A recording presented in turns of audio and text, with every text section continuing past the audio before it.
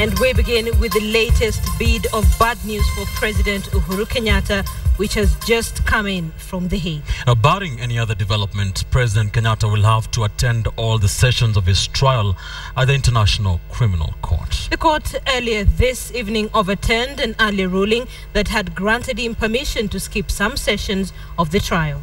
KTN's Edith Kimani now reports on the rising stakes at The Hague.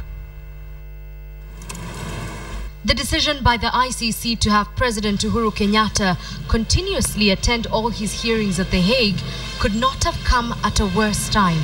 The president has already lost several fights to save himself the shame of leading from the Hague courtroom, and this latest decision by the Hague-based court adds to the growing list of disappointments. Trial Chamber 5B says its decision is informed by the Appeal Chamber's ruling on Deputy President William Ruto. In the Deputy President's case, the Appeals Chamber ruled that absence was only permissible under exceptional circumstances. The judges ruled that excusal from trial would therefore be granted only on a case-by-case basis. These exact rules now apply to the President. With the prosecution playing hardball, all eggs are now in the Assembly of State Parties basket.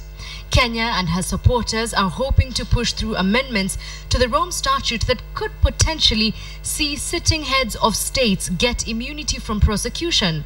But Bensouda's team is also upping the ante. They want the amendment to forestall the problem of witness withdrawal.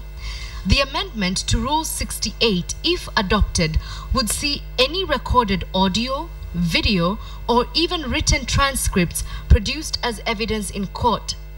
This would be accepted even if it was from deceased witnesses, witnesses unable to testify orally, or witnesses deemed to have been interfered with.